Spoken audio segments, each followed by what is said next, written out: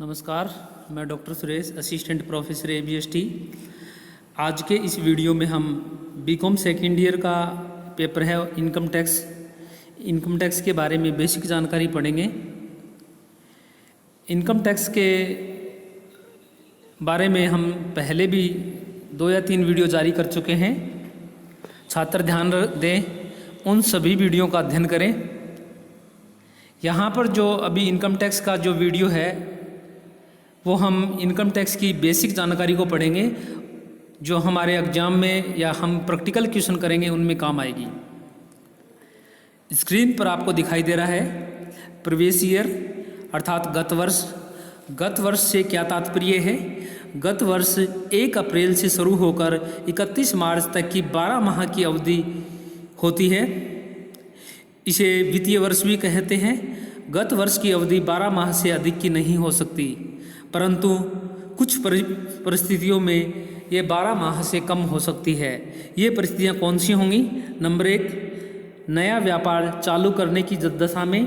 Number 2, व्यापार बंद करने की दशा में। अर्थात 2 परिस्थितियाँ ऐसी हैं जिसमें गत वर्ष हमारे पास 12 माह से कम अवधि का हो सकता है।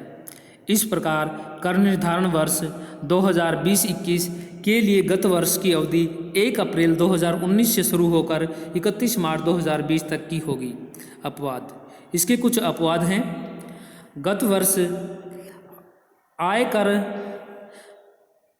गत वर्ष की आय पर कर निर्धारण वर्ष में कर लगाया जाता है। निम्न परिस्थितियों में गत वर्ष को ही कर निर्धारण वर्ष मान लिया जाता है। अर्थात ऐसी कौन सी परिस्थिति हैं जिसमें गत वर्ष को ही कर निर्धारण वर्ष मान लिया जाता है? नंबर 1, भारत छोड़कर जाने वाले व्यक्ति में। कोई ऐसा व्यक्ति है जो भारत छोड़कर जाता है, अर्थात वापस नहीं आने के इरादे से वह भारत छोड़कर जाता है। नंबर 2, विदेशी समुद्री जहाज कंपनियों को भारत में प्राप्त किराए की आय। नंबर 3, व्यापार बंद करने की स्थिति में। नंबर 4, आय कर न चुकाने के उद्देश्य से कपटपूर्ण किए गए हस्तांतरण के संबंध में। नंबर 5, अस्पष्ट साधनों की आय से। आगे असेसमेंट ईयर अर्थात कर निर्धारण वर्ष। कर निर्धारण वर्ष क्या होता है? गत वर्ष की समाप्ति के बाद प्रारंभ होने वाले 1 अप्रैल से शुरू होकर 31 मार्च तक की 12 माह की अवधि को कर निर्धारण वर्ष कहते हैं। वर्तमान कर निर्धारण वर्ष 1 अप्रैल 2020 से शुरू होकर 31 मार्च 2021 तक का रहेगा। ग्रॉस टोटल इनकम सेक्शन 14 में आयकर अधिनियम की धारा सेक्शन 14 में ग्रॉस टोटल इनकम को परिभाषित किया गया है। अर्थात सकल कुल आय किसी एक कर निर्धारण वर्ष में करदाता को विभिन्न शीर्षकों की कर योग्य आय के योग को ही हम ग्रॉस टोटल इनकम कहते हैं।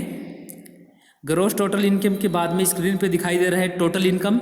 टोटल इनकम आयकर अधिनियम 1961 की धारा 245 के अनुसार ग्रॉस टोटल इनकम में से आयकर अधिनियम 1961 की धारा 80C से 80U तक की समस्त कटौतियाँ घटाने के बाद शेष रही कुल आय को टोटल आय कहते हैं। इस पर आय कर लगाया जाता है।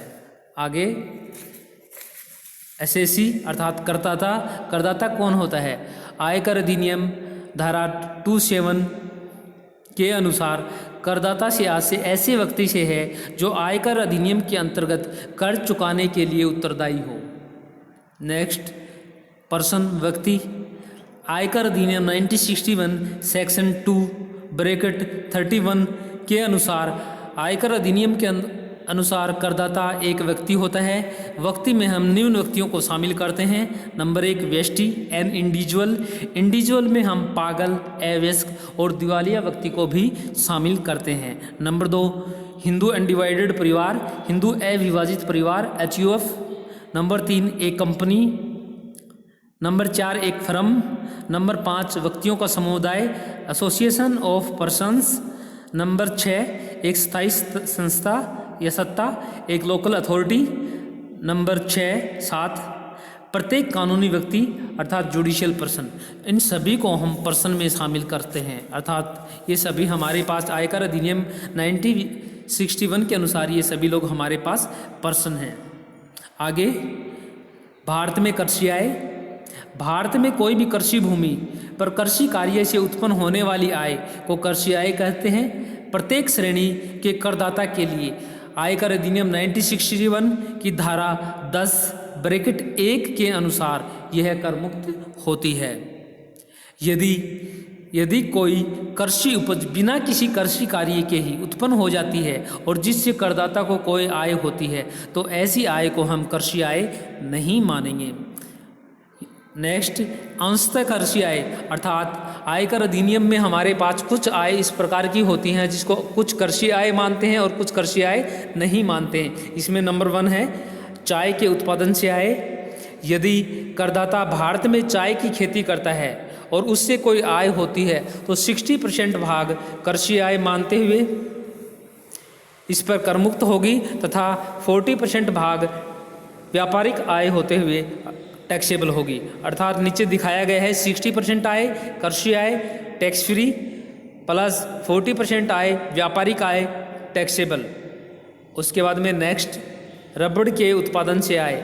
आयकर अधिनियम 1961 के संशोधन 2003 के प्रावधान के अनुसार भारत में रबड़ के पौधे से होने वाली आय का 65% भाग कृषि आय तथा शेष 35% भाग व्यापारिक आय मानते हुए टैक्सेबल होगी।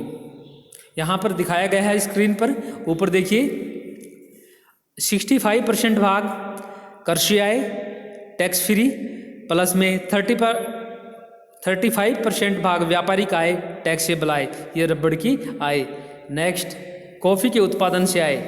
आयकर अधिनियम 1961 के प्रावधान 2003 के अनुसार भारत में कॉफ़ी के उत्पादन या शुद्धिकरण के करके बेचने से होने वाली आय में 70% भाग कृषि आय को मानते हुए टैक्स फ्री होगा तथा शेष 25% भाग व्यापारिक आय मानते हुए टैक्सेबल होगी। नीचे दिखाया गया है 75% भाग कृषि आय प्लस में 25% भाग व्यापारिक आय, 70% भाग टैक्स फ्री और 25% भाग टैक्सेबल। नोट, यदि कॉफ़ी के पौधे से प्राप्त कॉफ़ी को भूनकर या उसमें कोई सुगंधित पदार्थ मिलाकर अगर हम उनका व्यापार करते हैं तो 60% भाग कृषि आय और तथा 40% भाग व्यापारिक आय होगी। नोट आगे, अगर विदेशों में कोई कृषि भूमि है और उससे कोई आय होती है तो ऐसी आय निवासी करदाता के लिए पूर्ण रूप से कर योग्य होगी। नेक्स्ट, निम्नलिखित प्राप्तियों को हम कृषि आय नहीं मानेंगे। छात्र ध्यान दें, अगर इस प्रकार की कोई प्राप्तियां होती हैं तो इन प्राप्तियों को हम कृषि आय नहीं मानेंगे। नंबर 1, अंशधारी को कंपनी की से उसकी कृषि आय से लाभांश। नंबर 2, कृषि भूमि पर लगने वाले मेले नुमाइशों की आय। नंबर 3, मछली क्षेत्र में होने वाली आय। नंबर 4, खानों से प्राप्त रॉयल्टी या पदार्थों को निकालने से होने वाली आय।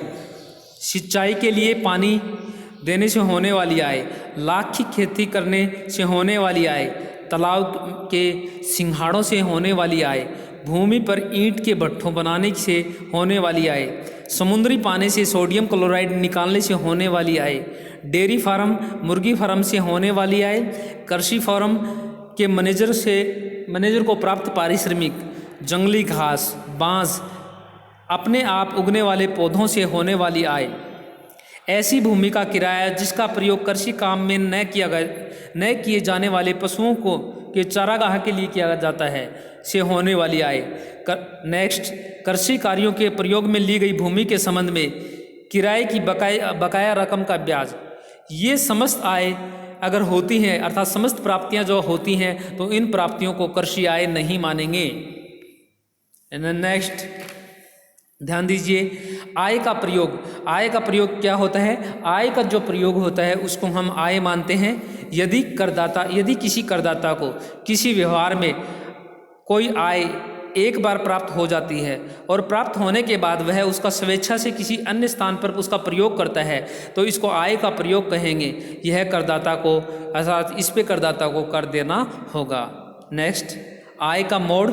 आय का मोड आय नहीं होती है। यदि किसी करदाता को किसी व्यवहार में कोई आय अन्य किसी व्यक्ति को देने के लिए प्राप्त होती है तो इसे आय का मोड कहेंगे और आय के मोड पर कर देना नहीं होगा, अर्थात यह आय नहीं है। नेक्स्ट, पिन धनराशि। पिन धनराशि आय नहीं होती है। पिन धनराशि कौन सी होती है?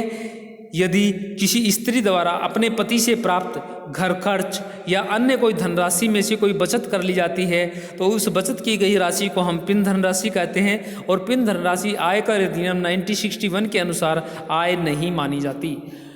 छात्र ध्यान दें, इन सभी टॉपिकों को अच्छी तरीके से पढ़ें क्योंकि प्रैक्टिकल क्वेश्चन करेंगे तब ये सभी टॉपिक हमारे काम आएंगे। इनके बगैर हम प्रैक्टिकल क्वेश्चन नहीं कर पाएंगे। और अगर फिर भी किसी स्टूडेंट को समझने में कोई परेशानी है, नहीं समझ में आया, तो आप लोग मुझसे फ़ोन नंबर पे, व्हाट्सअप नंबर पे आप मुझसे कैसे भी पूछ सकते हो अपनी सुविधा के अनुसार। मैं आपकी प्रॉब्लम का सोल्व करूँगा। मैं doctor Suresh, assistant professor ABST।